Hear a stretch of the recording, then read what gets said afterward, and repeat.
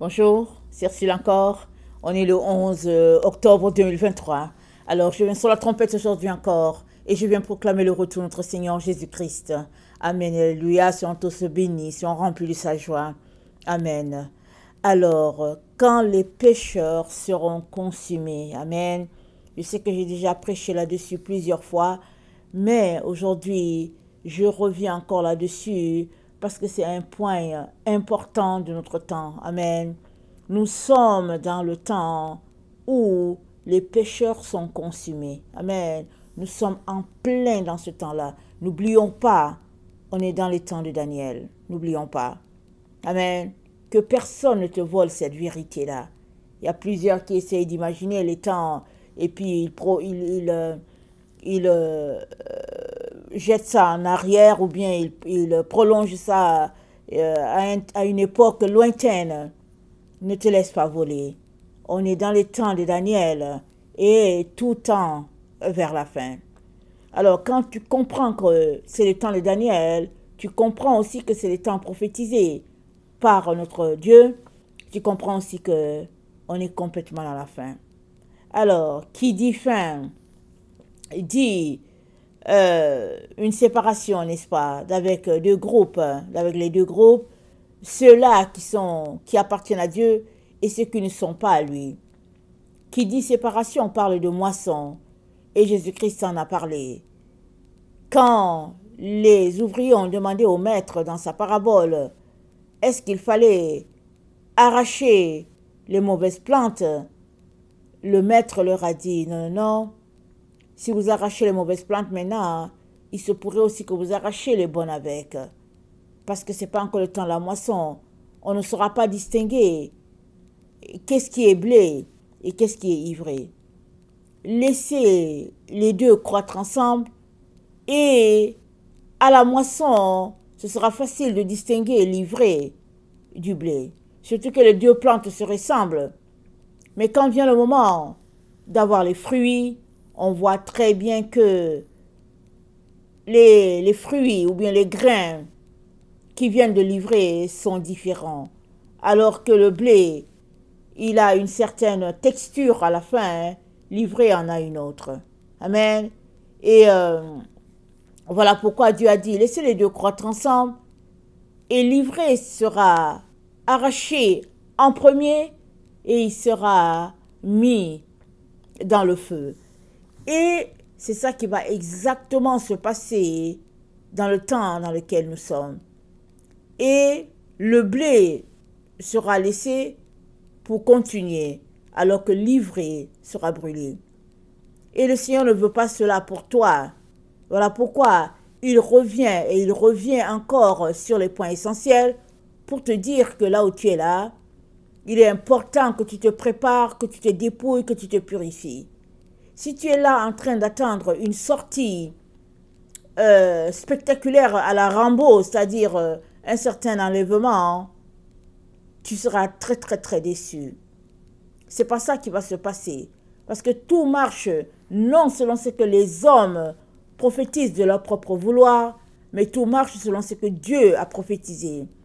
Et quand on prend les Écritures, une fois que le flou, les explications est ôté, une fois que la voix des hommes et des êtres humains est tue, on finit par voir clairement ce que la parole de Dieu dit, l'Esprit de Dieu dit. Tout est dans l'Écriture. Tout est là. Et Dieu n'est pas un homme pour mentir, il n'est pas un fils d'homme pour se repentir. Ce qu'il dit, le fait. Ce qu'il a promis, ça s'accomplit toujours. Donc les hommes ont donné une explication et ont béni le Seigneur du fait que là où on est, il y a la révélation en quantité sur la terre.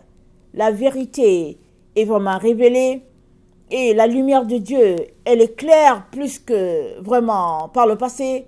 Et c'est dit que, alors que les ténèbres couvrent la terre, la gloire de Dieu s'élève sur Israël. Alors, si vous écoutez souvent cette chaîne, je vous ai déjà dit de vous tourner vers les séphirotes, de vous tourner vers l'alphabet hébraïque, parce que chaque lettre contient une bonne quantité de lumière. Alors que vous étudiez ces lettres-là, alors que vous étudiez les sphères de Séphiro, des lumières vous viennent. Vous êtes éclairés en plus de prendre votre Bible et de lire point par point ce que le Seigneur dit. La Bible regorge vraiment de révélations et bien sûr, il y a des gens qui vont lire la Bible et puis la lire et puis la lire et la lire et ne vont pas comprendre parce que ils viennent avec un esprit contraire à l'esprit de Dieu. Donc, avant de commencer à lire la parole de Dieu, il est important que tu remettes ce temps au Seigneur, que tu pries, que tu demandes au Seigneur de te faire grâce, de faire taire en toi tout esprit qui n'est pas de lui, de consumer en toi tout mauvais désir, toute flamme malsaine. Demande cela à Dieu. Alors que tout ce qui est souillé en toi se consume, alors l'Esprit de Dieu peut t'enseigner tranquillement. Et tu vas comprendre, non comme les hommes m'ont expliqué, non comme c'est enseigné à l'école biblique, mais tu vas comprendre comme le Saint-Esprit aimerait que tu comprennes. Amen. Alors, nous sommes dans le temps où les pécheurs sont consumés. Alors, je me suis arrêtée sur les différentes définitions pour que tu puisses comprendre et saisir ce qui te revient d'observer dans le temps dans lequel nous sommes. Amen. Alors, on va lire Daniel 8, le verset 22 à 25. C'est là que le terme est bien spécifié. Et je vais lire dans deux versions différentes. Je vais lire d'abord dans le 8 second et je vais lire dans la version Taube. Amen. Dans Daniel 8, les 4 cornes, verset 22. Les 4 cornes qui se sont élevées pour remplacer cette corne brisée, ce sont 4 royaumes qui s'élèveront de cette nation, mais qui n'auront pas autant de force. À la fin de leur domination, lorsque les pécheurs seront consumés, il s'élèvera un roi impudent et artificieux. Sa puissance s'accroîtra, mais non par sa propre force. Il fera d'incroyables ravages. Il réussira dans ses entreprises. Il détruira les puissants et le peuple des saints. À cause de sa prospérité et du succès de ses ruses, il aura de l'arrogance dans le cœur. Il fera périr beaucoup d'hommes qui vivaient paisiblement. Il s'élèvera contre les chefs de chefs, mais il sera brisé sans l'effort d'aucune main. On lit dans la version Taube. Le verset 22. Alors, excusez, une fois brisés, les 4 cornes qui s'élèvèrent à sa place sont 4 royaumes.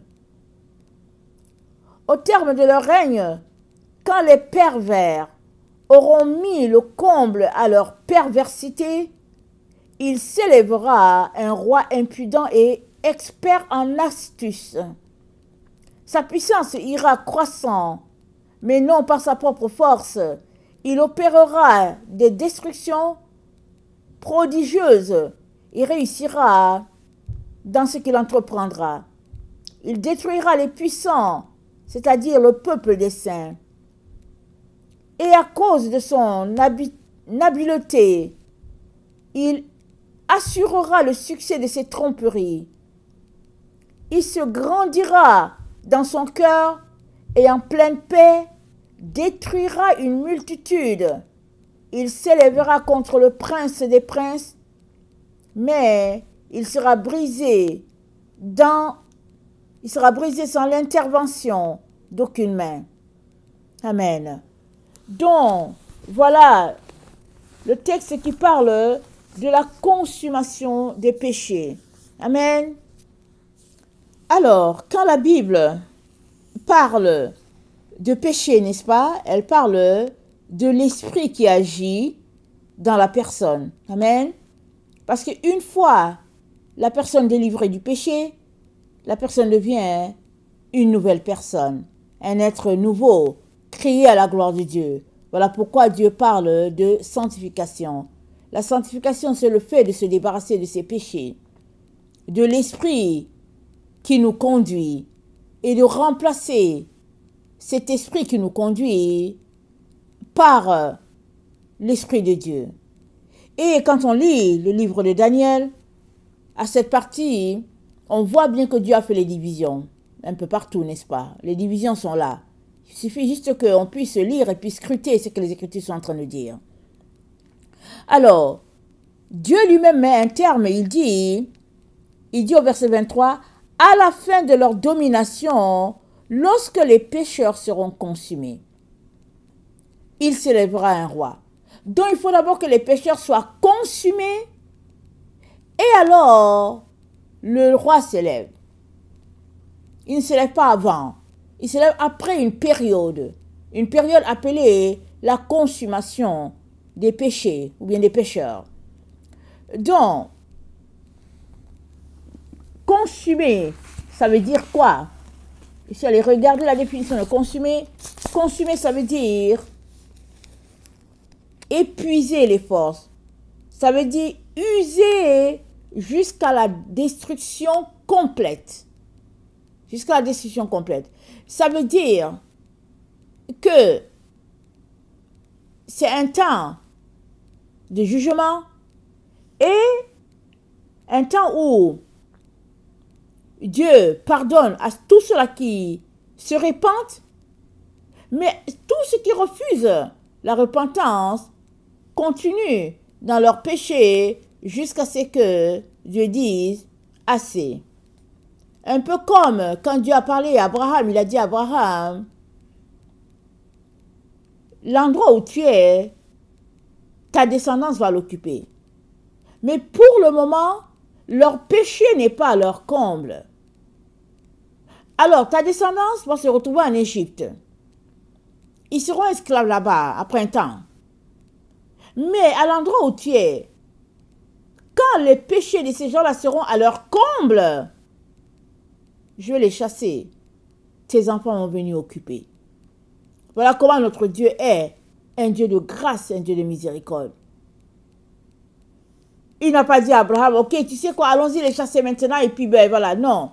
Ça a pris 400 ans pour que les péchés de ce peuple-là qui marchait contre Dieu soient consumés. C'est-à-dire qu'il commettait des actions que Dieu n'aimait pas, mais il commettait encore des bonnes actions. C'est-à-dire les actions que ce peuple commettait n'étaient pas suffisantes pour que Dieu dise, ok, je vais les ôter d'ici. Parce qu'il est un Dieu de miséricorde.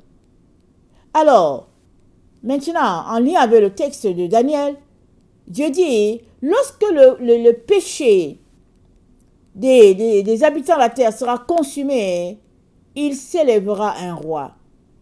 Et Dieu détermine le temps, et ce temps correspond au 4e royaume. Le 4e royaume de Daniel, on sait que si vous lisez Daniel 7, ça parle de ce 4e royaume-là qui s'élèvera en force, 10 rois, 3 sont abaissés, une petite corne qui sort de là, et donc voilà.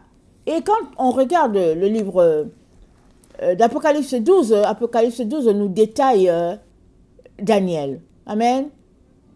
Au fait, Daniel, c'est une grande révélation, et l'apôtre Jean a apporté beaucoup de détails dans la prophétie de Daniel.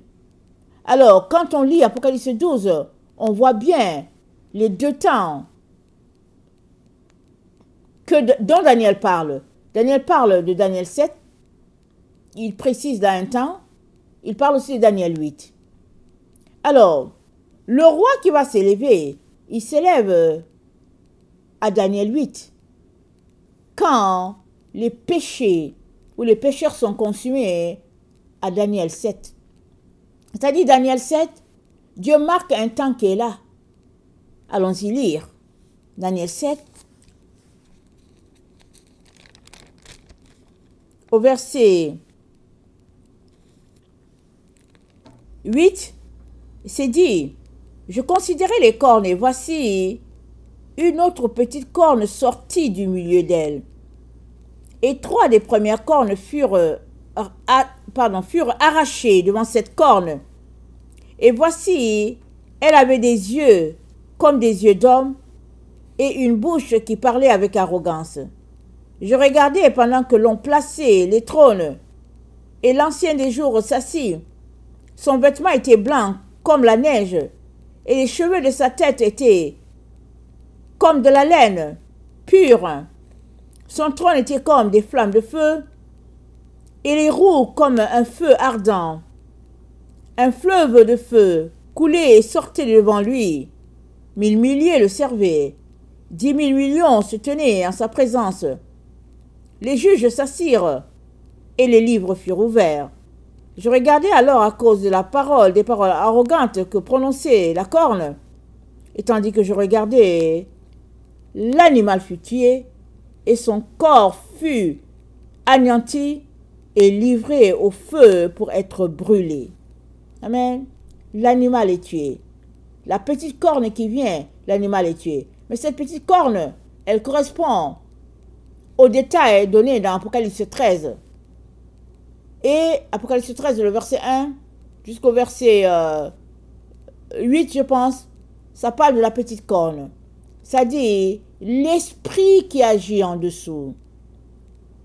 Apocalypse 13 nous décrit l'esprit qui agit en dessous du système. Alors, l'esprit agit en dessous du système. La première forme, elle est dans Apocalypse 13, le verset 1 à 8. La deuxième forme par laquelle cet esprit agit, c'est à partir d'Apocalypse 13, le verset 11 au verset 17. Alors, c'est toujours les formes sous lesquelles la petite corne agit. Et tout est fait de manière à tromper le peuple, de telle sorte que le peuple ne puisse rien y voir. Amen. Mais tous ceux-là qui cherchent le Seigneur, sa face, Dieu les éclaire pour dire, voilà, on est à telle étape, on est à telle phase. Alors, donc, à la phase de à l'étape de Daniel 7, on nous présente la première phase et elle prend fin. Mais cette phase-là, qui prend fin, c'est une phase qui est rattachée à la consommation des péchés.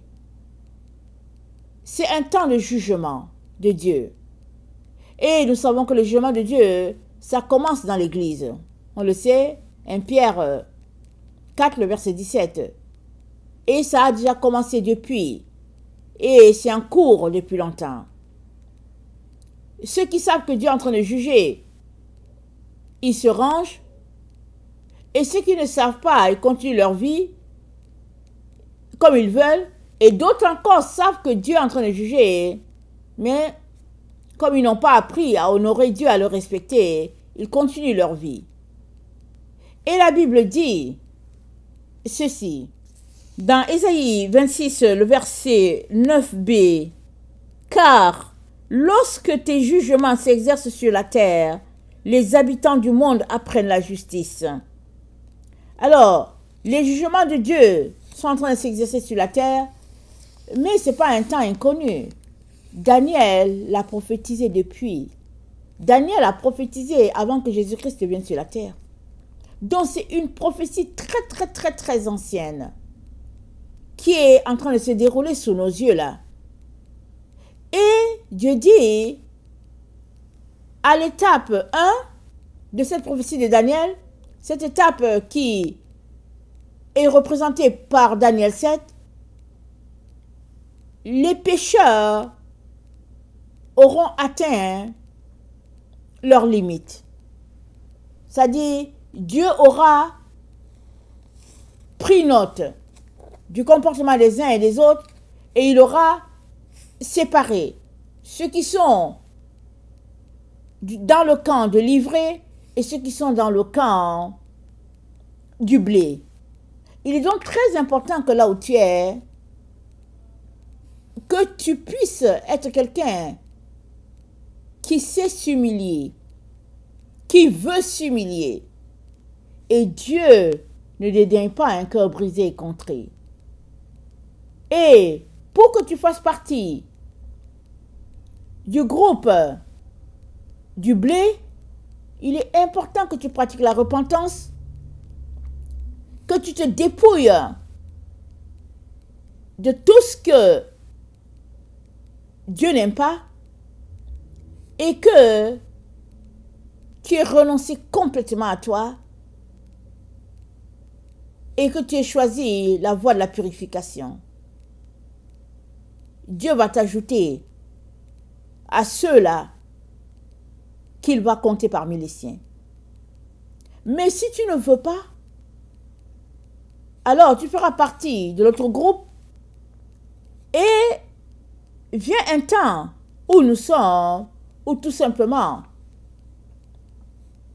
cette étape sera passée aussi, comme toutes les autres étapes de la vie. Et quand cette étape sera passée, il s'élèvera un roi. Mais ce roi qui s'élève, dans Apocalypse 17, c'est dit qu'il fait partie de cet autre. C'est-à-dire c'est un roi qui a déjà exercé dans le règne de Babylone. Quand on regarde Apocalypse 17,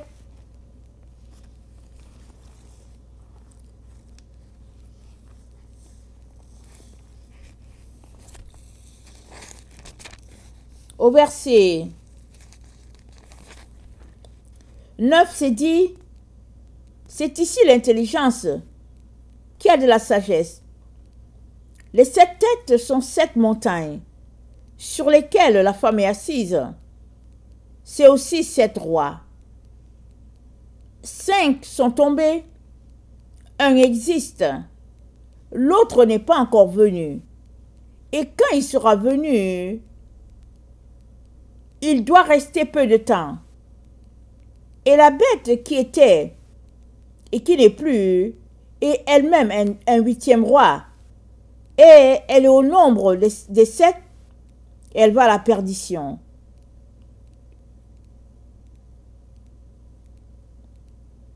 Elle-même, elle est au nombre de 7, pardon, et elle va à la perdition. C'est-à-dire, elle est un 8e roi, mais elle est au nombre de 7. C'est-à-dire, elle a déjà exercé comme un roi, comme un président, et elle revient. Amen. Et cette personne-là qui revient, que la Bible appelle la bête, elle a appelé bête parce qu'elle n'a pas l'Esprit de Dieu. Donc elle revient et sous elle, les enfants de Dieu seront maltraités. Alors, tel que les choses se passent, on a déjà une idée plus ou moins de qui revient. Même si tout laisse à croire que la personne ne va pas revenir parce qu'elle passe comment on appelle ça? Elle passe de cours en cours parce que tantôt accusée de ceci, tantôt accusée de cela. Tout cela, c'est pour empêcher la personne d'être là, mais la personne va quand même finir par être là. Et tout, c'est, comment on les appelle, je ne sais plus comment on les appelle, ces jugements par lesquels la personne passe de cours en cours, telle accusation, tel problème, tel cours de justice, ceci, cela. Et c'est pour exercer ses mains. C'est pour former son caractère à devenir une personne ignoble. Parce qu'après être passé par toutes ces barrières-là, pour l'empêcher de revenir, quand il reviendra, il sera dans un caractère vraiment assez opposant à l'Esprit de Dieu. Et c'est dit que les enfants de Dieu vont beaucoup souffrir. Ils ont déjà souffert une première fois, dans la première phase de Daniel, Et ils souffriront encore une deuxième fois à la phase finale qui correspond au retour du 8e roi. Alors, nous sommes donc dans ce temps-là et nous allons voir qu'il y a un 8e roi qui sera annoncé, qui reviendra. Et il est donc très important que, avant que ce roi vienne, il y a encore ce temps-là qui est là, où tu peux crier à Dieu pour lui demander du secours, de venir à ton aide. La seule chose qui peut te dissuader, c'est la séduction de notre temps et l'égarement qui figure au milieu du peuple de Dieu. Plusieurs ne savent pas qu'on est dans le temps de Daniel, d'autres ne savent même pas où ils sont, et puis plusieurs se réjouissent, sont dans la joie, célèbrent toutes sortes d'occasions, alors qu'on est complètement à la fin. Et qui dit fin, dit que c'est le temps où nous devons remplir nos lampes, n'est-ce pas? N'oublions pas la parabole des 10 vierges qui sont allées attendre l'époux. 5 avaient de l'huile en réserve, mais 5 autres avaient juste leur lampe. Elles avaient l'esprit éveillé à ce que le roi arrive, mais elles n'avaient rien préparé. J'espère que tu es en train de te préparer. Et qui dit réserve, dit aussi réserve d'huile, c'est vrai, réserve de denrées. Et n'oublions pas que Dieu est celui qui pourvoit à nos besoins. Quand Israël a quitté l'Égypte, Israël est parti. Et elle se disait que dans quelques jours, elle arrivera à la terre promise. Elle a passé 40 ans dans le désert. Et pendant les 40 ans, Dieu a nourri Israël. Donc tu ne manqueras pas de nourriture. Tu ne manqueras pas d'avoir tout le nécessaire. Tu ne manqueras pas de vêtements, tu ne manqueras de rien. Seul problème, arriveras-tu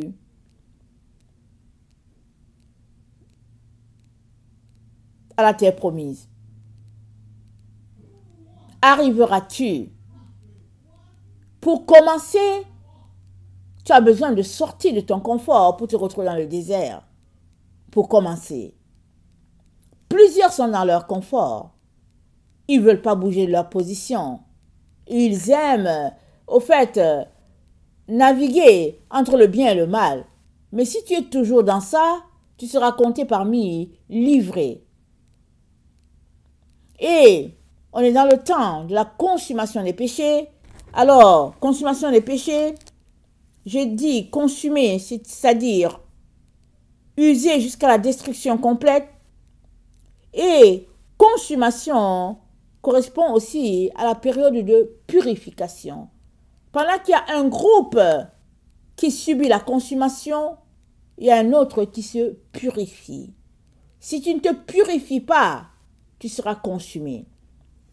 Et qui parle de purification, parle de vivre, de marcher, comme c'est dit dans Malachie 3, le verset 3. Dans Malachie 3, le verset 3, c'est dit: il s'assira, il fondra et purifiera l'argent. Il purifiera les fils de Lévi, les épurera comme on épure l'or et l'argent. Et ils présenteront à l'Éternel des offrandes avec justice. Alors, l'offrande de Juda et de Jérusalem sera agréable à l'Éternel. C'est un temps de purification. Rappelons-nous, on peut se demander, mais pourquoi est-ce qu'on a besoin de temps de purification? Si tu ne lis pas l'Ancien Testament, tu peux poser des questions. Mais si tu lis l'Ancien Testament, tu ne vas pas poser ce type de questions. Parce que quand Dieu devait rencontrer Israël sur la montagne, il a envoyé Moïse vers eux. Moïse a dit: lavez vos vêtements et que personne n'aille vers son épouse, vers sa femme. C'était quoi? Même la vie intime est exclue. Quand tu sais que tu ne peux pas aller devant Dieu, toutes ces choses-là, ça fait partie de la souillure. Alors, tu as du doute? Regarde les lois de l'Éternel, va dans Lévi, va dans Lévitique, voilà, va dans Lévitique, tu verras que Dieu a dit, si tu mouilles, il dit aux hommes, si tu mouilles juste ta couche, alors tu es souillé. Il faudra que tu passes tant nombre d'heures à l'endroit réservé pour les personnes qui sont souillées. C'est pour dire que tu ne dois pas avoir un problème de contenance. Je ne sais pas comment le dire, ou bien continence, voilà. Souvent on dit qu'il a un problème de continence parce qu'il a un certain âge. Mais ça, c'est pour tout le monde. Tu dois être propre dans ta conscience, dans ton esprit. Tu ne dois rien mouiller quand tu dors. Et ça, c'est une affaire de purification. Parce que Dieu est saint et quiconque s'approche de lui doit s'approcher dans la sainteté et dans la pureté. Aucun péché n'est toléré, aucun égarement n'est toléré. Et dans Zacharie 13, au verset 8, c'est dit, dans tout le pays, dit l'Éternel, les 2 tiers seront exterminés, périront, et l'autre tiers restera.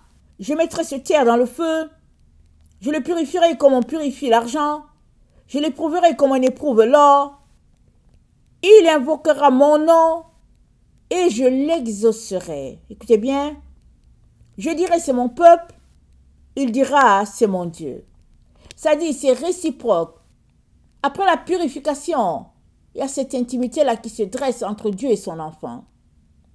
Il y a cet amour, il y a ce lien qui se tisse après la purification. Et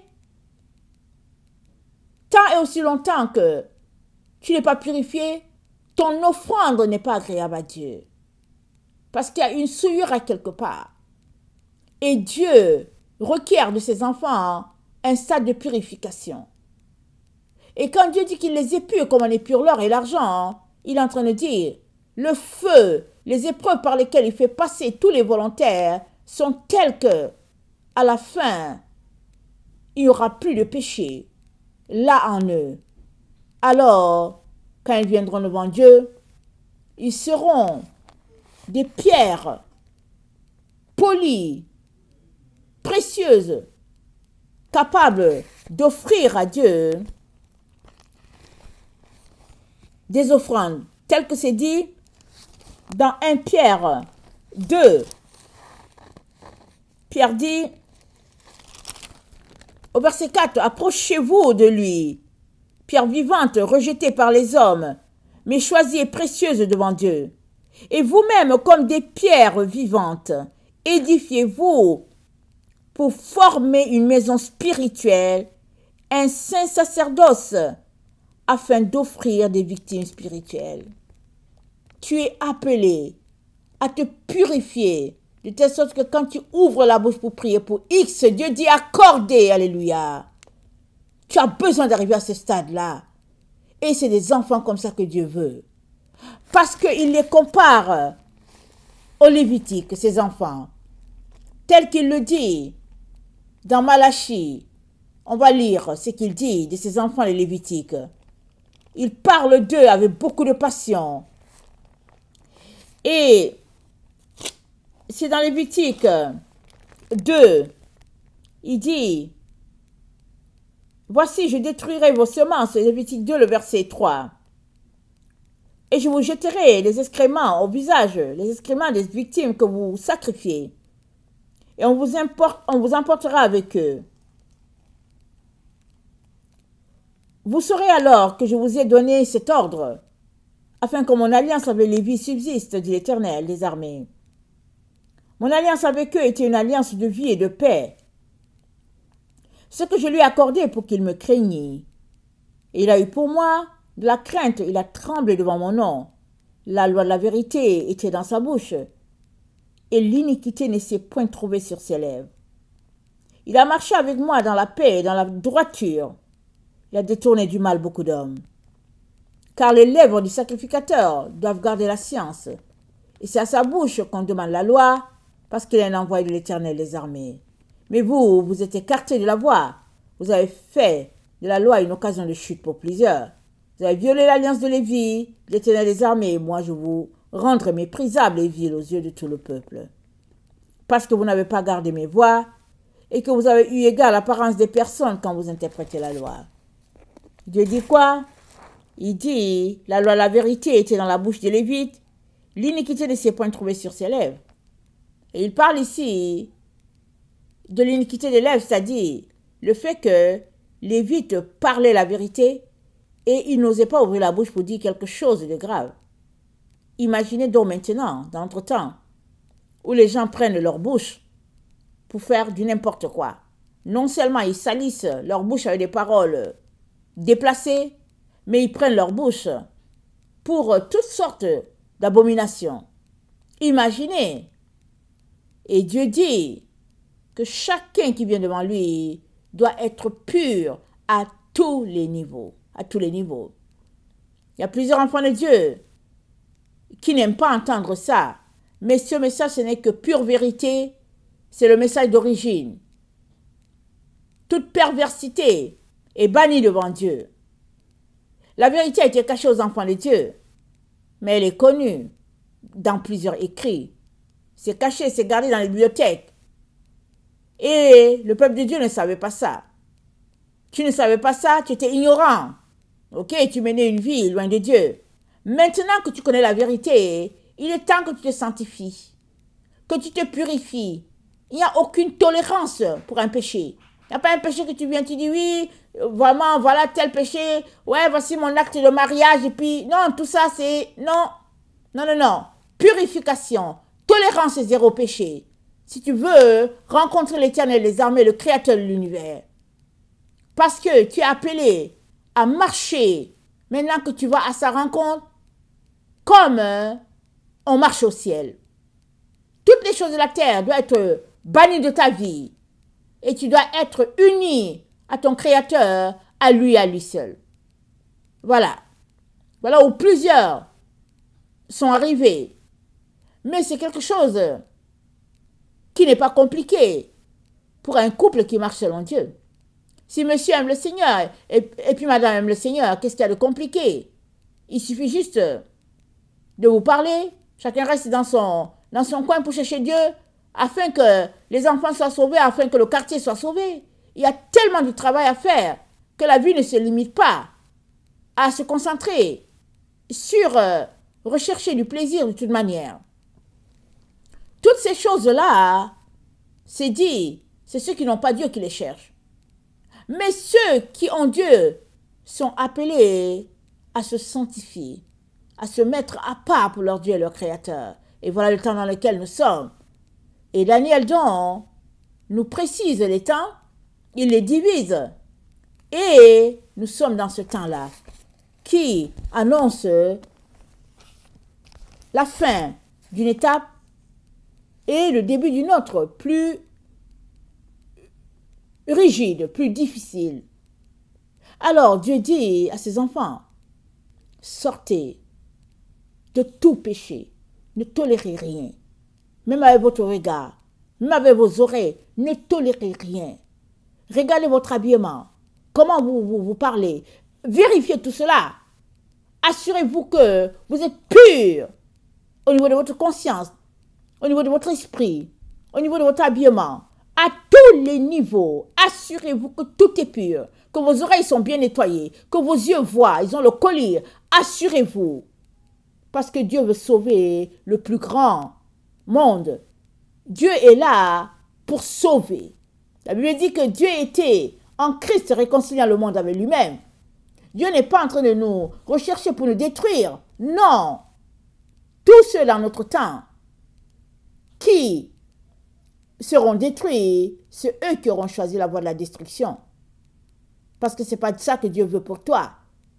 Il veut que tu rentres en toi-même et que tu viennes demander pardon parce qu'il dit de lui qu'il est miséricordieux. Il dit, est-ce qu'on tombe sans se relever? Mais il dit, ces enfants, ils tombent et ils restent là-bas, ils ne veulent pas venir.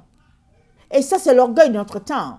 Une génération pleine d'orgueil, pleine de compromis, plein d'interprétations de la parole de Dieu qui n'a rien à voir avec ce que Dieu a établi. Mais il est très très important que là où tu es là où tu es, il faut juste que tu viennes à 4 pas devant Dieu, que tu pleures matin, midi, soir, jusqu'à ce que Dieu te dise, ton nom est inscrit ici. C'est ça qu'il faut. Ne prends rien pour assurance en disant, ok, j'ai donné ma vie à Jésus, et puis ça suffit. Non. Donner la vie à Jésus, c'est une étape. Et l'étape finale sera quand tu auras enterré la corruptibilité. Quand tu te seras détourné de tout ce qui est souillure, alors tu auras renoncé à toi-même. Et c'est ça que Dieu attend pour chaque être vivant qui dit qu'il est son enfant. Dieu attend ça de chacun afin qu'il puisse te donner ton nouveau corps et inscrire sur toi, sauver et faire de toi le pilier dans sa maison et te donner le nom nouveau qu'il a préparé pour toi. Tu as besoin de renoncer à tout ce que tu aimes. Toutes ces choses charnelles que tu aimes, tu as besoin de tourner le dos à ça. Et tu as besoin de venir t'unir à ton Seigneur et lui seul. Alors, rien n'est nouveau dans ce qui a été dit aujourd'hui, rien. Mais, je suis revenue là-dessus parce que ce matin, très très tôt, quand j'étais dans la présence de Dieu, le Seigneur m'a demandé de revenir, de marteler les messages de repentance. Parce qu'il y a plusieurs qui vont se détourner de leur voie et qui vont venir. Il y a plusieurs qui ne comprenaient pas, qui ont fini par comprendre. Il y a plusieurs qui vont ravaler leur orgueil et qui vont se rendre compte qu'ils seront détruits. Souvent dans une seule famille, c'est une seule personne qui corrompt tout le reste. Il y a des familles entières qui seront décimées. 70 personnes du coup. Pourquoi? Parce qu'il y a un qui aura enseigné la fausseté et puis tout le monde aura cru. Ce n'est pas le temps d'aller à la perdition. C'est le temps de se repentir. Parce qu'on est dans cette étape-là où Dieu ouvre nos yeux et nous révèle qu'il n'y a pas de péché mignon. Il n'y a pas de petit péché là. Non, non, non. Il n'y a pas de péché mignon, de gros péché. Non, non, non. Péché, c'est péché. Peu importe ton état, péché, c'est péché. C'est pourquoi un jour, par la grâce de Dieu, le Seigneur m'a donné de mentionner que le péché soit avec les personnes hétéros ou homo, c'est péché. Donc, que tous ceux-là qui sont frustrés, contre les homos, arrêtent de les persécuter, de les traiter comme s'ils étaient les pires des personnes. Tout cela, c'est la recherche du plaisir. Et Dieu dit, ça a une fin, et c'est arrivé à sa fin. Maintenant, on est dans l'étape de purification. Vas-tu quitter ton état où tu es, et puis te réfugier dans la purification, afin que tu puisses bénéficier du millénium que Dieu a préparé? Il dit, venez, le festin est prêt. Il a tout apprêté pour ses enfants. Un temps extraordinaire dans la présence de Dieu. Vas-tu laisser cela? Ou bien vas-tu courir par-ci par-là pour chercher les enseignants qui vont t'enseigner? Non, prends ta Bible. On est dans le temps où Dieu dit qu'il inscrira sa loi dans les cœurs de ses enfants. Alors qu'il inscrit sa loi dans ton cœur, en retour, toi, tu dois te dépouiller. En te dépouillant, tu vas comprendre et saisir ce qu'il a préparé pour toi. En te dépouillant, sa lumière va te visiter et tu vas mieux comprendre. Et tu seras dégoûté de toutes tes actions posées par-ci par-là à l'encontre de Dieu et que tu ne savais pas. Amen. Que le Seigneur bénisse sa parole et qu'il te donne d'être zélé pour aller chercher ce qui est à toi, c'est-à-dire tout ce que Dieu a préparé. Une robe blanche, un nom nouveau et la nouvelle Jérusalem pour toi. Que le Seigneur bénisse sa parole. Maranatha, Jésus revient. Amen et alléluia. Soyons tous bénis. Amen.